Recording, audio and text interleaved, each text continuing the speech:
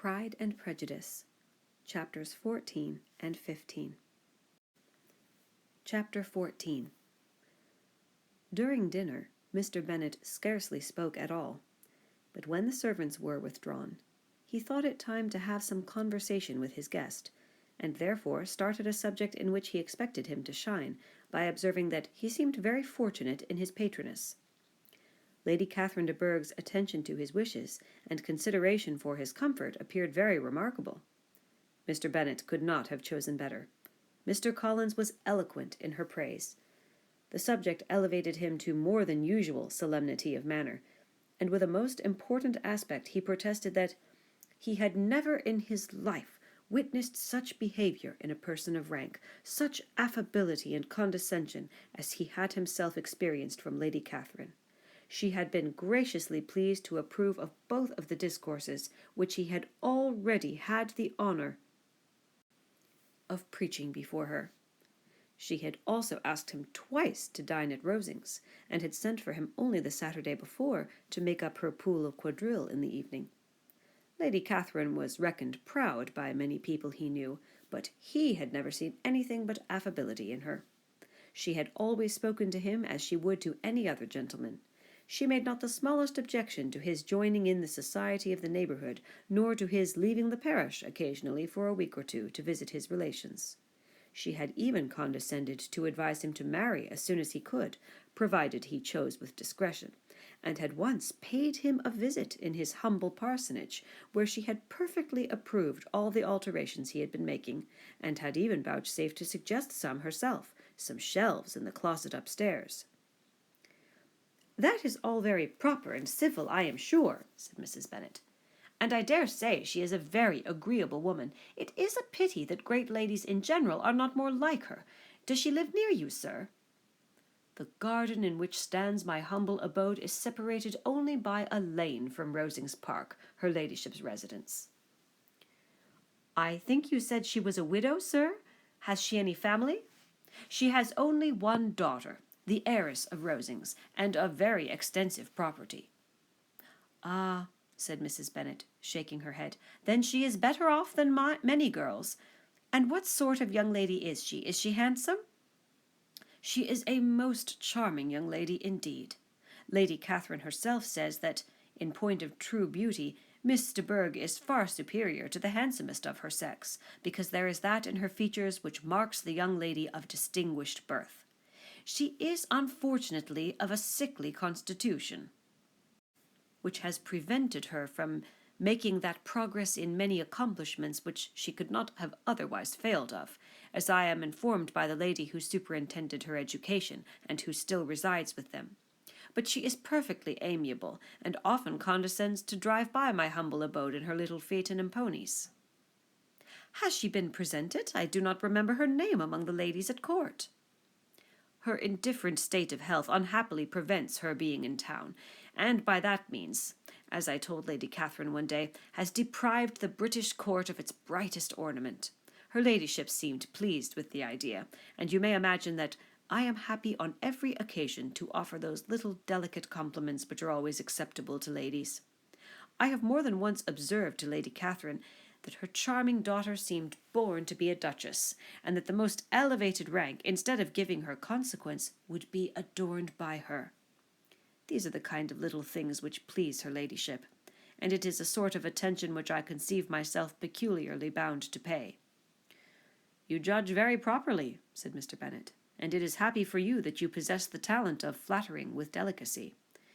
May I ask whether these pleasing attentions proceed from the impulse of the moment, or are the result of previous study?"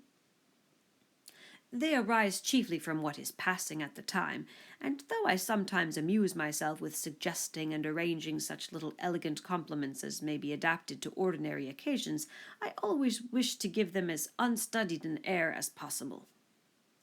Mr. Bennet's expectations were fully answered. His cousin was as absurd as he had hoped, and he listened to him with the keenest enjoyment, maintaining at the same time the most resolute composure of countenance, and, except in an occasional glance at Elizabeth, requiring no partner in his pleasure. By tea-time, however, the dose had been enough, and Mr. Bennet was glad to take his guest into the drawing-room again, and, when tea was over, glad to invite him to read aloud to the ladies.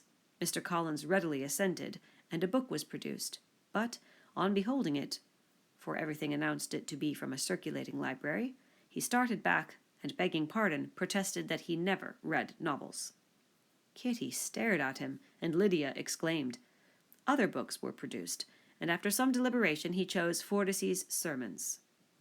Lydia gaped as he opened the volume, and before he had, with very monotonous solemnity, read 3 pages, she interrupted him with, "Do you know, mamma, that my Uncle Phillips talks of turning away Richard, and if he does, Colonel Forster will hire him. My aunt told me so herself on Saturday. I shall walk to Meryton tomorrow to hear more about it, and to ask when Mr. Denny comes back from town." Lydia was bid by her 2 eldest sisters to hold her tongue, but Mr. Collins, much offended, laid aside his book and said, "I have often observed how little young ladies are interested by books of a serious stamp, though written solely for their benefit. It amazes me, I confess, for certainly there can be nothing so advantageous to them as instruction. But I will no longer importune my young cousin." Then turning to Mr. Bennet, he offered himself as his antagonist at backgammon. Mr. Bennet accepted the challenge, observing that he acted very wisely in leaving the girls to their own trifling amusements. Mrs. Bennet and her daughters apologized most civilly for Lydia's interruption, and promised that it should not occur again if he would resume his book. But Mr. Collins, after assuring them that he bore his young cousin no ill will, and should never resent her behaviour as any affront, seated himself at another table with Mr. Bennet, and prepared for backgammon. Chapter 15. Mr. Collins was not a sensible man, and the deficiency of nature had been but little assisted by education or society, the greatest part of his life having been spent under the guidance of an illiterate and miserly father, and though he belonged to one of the universities, he had merely kept the necessary terms, without forming at it any useful acquaintance. The subjection in which his father had brought him up had given him originally great humility of manner, but it was now a good deal counteracted by the self-conceit of a weak head, living in retirement, and the consequential feelings of early and unexpected prosperity. A fortunate chance had recommended him to Lady Catherine de Bourgh when the living of Hunsford was vacant, and the respect which he felt for her high rank, and his veneration for her as his patroness, mingling with a very good opinion of himself, of his authority as a clergyman, and his right as a rector, made him altogether a mixture of pride and obsequiousness, self-importance and humility. Having now a good house and a very sufficient income, he intended to marry, and in seeking a reconciliation with the Longbourn family, he had a wife in view, as he meant to choose one of the daughters, if he found them as handsome and amiable as they were represented by common report. This was his plan of amends, of atonement, for inheriting their father's estate, and he thought it an excellent one, full of eligibility and suitableness, and excessively generous and disinterested on his own part. His plan did not vary on seeing them. Miss Bennet's lovely face confirmed his views, and established all his strictest notions of what was due to seniority, and for the first evening she was his settled choice. The next morning, however, made an alteration, for in a quarter of an hour's tete-a-tete with Mrs. Bennet before breakfast, a conversation beginning with his parsonage house, and leading naturally to the avowal of his hopes that a mistress might be found for it at Longbourn, produced from her, amid very complacent smiles and general encouragement, a caution against the very Jane he had fixed on. As to her younger daughters, she could not take upon her to say, she could not positively answer, but she did not know of any prepossession. Her eldest daughter, she must just mention, she felt it incumbent on her to hint, was likely to be very soon engaged. Mr. Collins had only to change from Jane to Elizabeth, and it was soon done while Mrs. Bennet was stirring the fire. Elizabeth, equally next to Jane in birth and beauty, succeeded her, of course. Mrs. Bennet treasured up the hint, and trusted that she might soon have 2 daughters married, and the man whom she could not bear to speak of the day before was now high in her good graces. Lydia's intention of walking to Meryton was not forgotten. Every sister except Mary agreed to go with her, and Mr. Collins was to attend them, at the request of Mr. Bennet, who was most anxious to get rid of him and have his library to himself. For thither Mr. Collins had followed him after breakfast, and there he would continue, nominally engaged with one of the largest folios in the collection, but really talking to Mr. Bennet with little cessation of his house and garden at Hunsford. Such doings discomposed Mr. Bennet exceedingly. In his library he had been always sure of leisure and tranquillity, and though prepared, as he told Elizabeth, to meet with folly and conceit in every other room of the house, he was used to be free from them there. His civility, therefore, was most prompt in inviting Mr. Collins to join his daughters in their walk, and Mr. Collins, being in fact much better fitted for a walker than a reader, was extremely pleased to close his large book and go. In pompous nothings on his side, and civil assents on that of his cousins, their time passed till they entered Meryton. The attention of the younger ones was then no longer to be gained by him. Their eyes were immediately wandering up in the street in quest of the officers, and nothing less than a very smart bonnet indeed, or a really new muslin in a shop window, could recall them. But the attention of every lady was soon caught by a young man, whom they had never seen before, of most gentlemanlike appearance, walking with another officer on the other side of the way. The officer was the very Mr. Denny, concerning whose return from London Lydia came to inquire, and he bowed as they passed. All were struck with the stranger's air, all wondered who he could be, and Kitty and Lydia, determined if possible to find out, led the way across the street, under pretence of wanting something in an opposite shop, and fortunately had just gained the pavement when the two gentlemen, turning back, had reached the same spot. Mr. Denny addressed them directly, and entreated permission to introduce his friend Mr. Wickham, who had returned with him the day before from town, and he was happy to say had accepted a commission in their corps.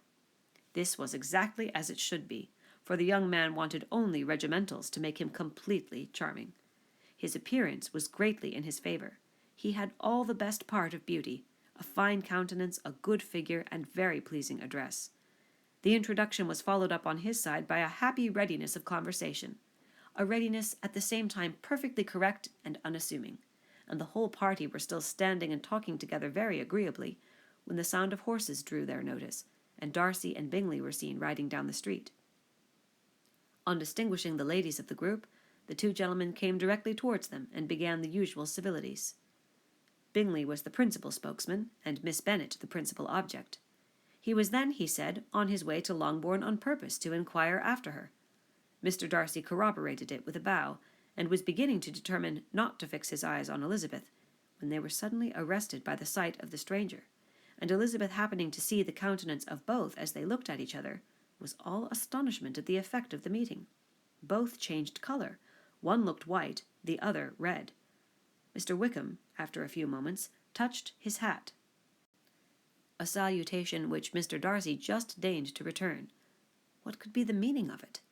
It was impossible to imagine. It was impossible not to long to know. In another minute, Mr. Bingley, but without seeming to have noticed what passed, took leave and rode on with his friend.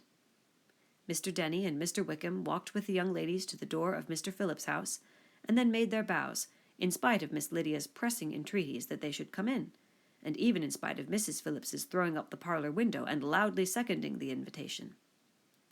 Mrs. Phillips was always glad to see her nieces, and the two eldest, from their recent absence, were particularly welcome, and she was eagerly expressing her surprise at their sudden return home, which, as their own carriage had not fetched them, she should have known nothing about if she had not happened to see Mr. Jones's shop-boy in the street, who had told her that they were not to send any more drafts to Netherfield, because the Miss Bennets were come away, when her civility was claimed towards Mr. Collins by Jane's introduction of him.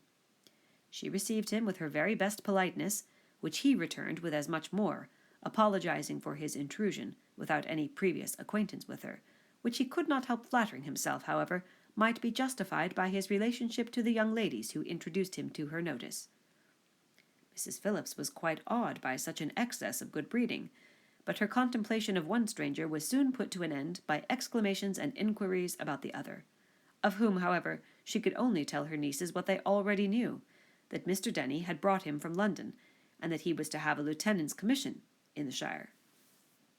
She had been watching him the last hour, she said, as he walked up and down the street, and had Mr. Wickham appeared, Kitty and Lydia would certainly have continued the occupation, but unluckily no one passed windows now except a few of the officers, who, in comparison with the stranger, were become stupid, disagreeable fellows. Some of them were to dine with the Phillipses the next day, and their aunt promised to make her husband call on Mr. Wickham and give him an invitation also, if the family from Longbourn would come in the evening. This was agreed to, and Mrs. Phillips protested that they would have a nice, comfortable, noisy game of lottery tickets, and a little bit of hot supper afterwards.